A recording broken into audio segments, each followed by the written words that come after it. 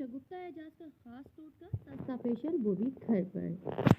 शगुफ्ता एजाज हमारी बहुत जानी पहचानी अदाकारा हैं। अपने ड्रामों से तो वो अपने नाज़रीन की तवज्जो अपनी जानिब मबजूल करवा ही लेती हैं।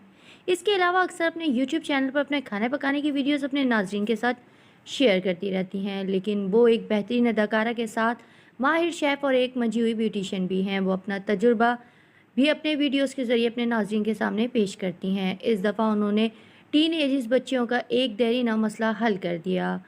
जवान होती बच्चियों का एक मसला एक्नी और पिंपल्स होते हैं, जिनसे उनका चेहरा डल हो जाता है और उनकी खुद एतमादी में कमी आती है। चुनाचे इन तमाम बच्चियों के लिए जो कि स्कूल, कॉलेज, यूनिवर्सिटी जाती हैं, इनके इस मसले के हल के लिए उन्होंने अपनी बेटी के ऊपर पूरा ये प्रोसीजर स्टेप बाय स्टेप करके दिखाया है।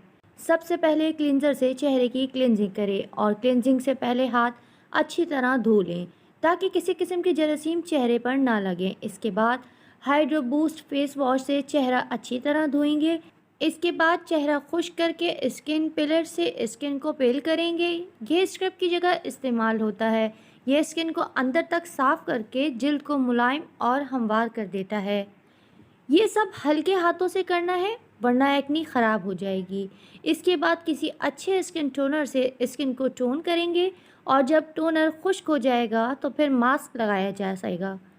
मास्क में 2 खाने के चम्मच मुल्तानी मिट्टी और 1 चाय का चम्मच संदल पाउडर डालें और इसको अर्के गुलाब से घोल लें। इस मास्क को घोलने के लिए प्याला भी मिट्टी का ही लें तो अच्छा है, क्योंकि मिट्टी की तासीर ठंडी होती है। जहाँ एक्नी ज़्यादा हो वहाँ मोटी तह लगाई जाएगी।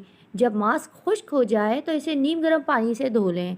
अगर मास्क लगाने से कोई जलन या तकलीफ हो तो फ़ौरन धो लें। इसके बाद फाइनल स्टेप ऑक्सीजनेशन करेंगे, जो कि मशीन के ज़रिए होगी। इस अमल को 5 मिनट तक किया जाएगा या आखिरी स्टेप स्किप भी किया जा सकता है। इस पूरे अमल से जिल्द बहुत नरम और इसकी सतह बहुत हमवार हो जाएगी। ये पूरा अमल 3 से 4 दफ़ा करने से एक्नी बिल्कुल ख़त्म हो जाएगी इंशाअल्लाह, और आपकी जिल्द खूबसूरत और मुलायम नज़र आने लगेगी और उसके साथ ही चमकदार नज़र आएगी।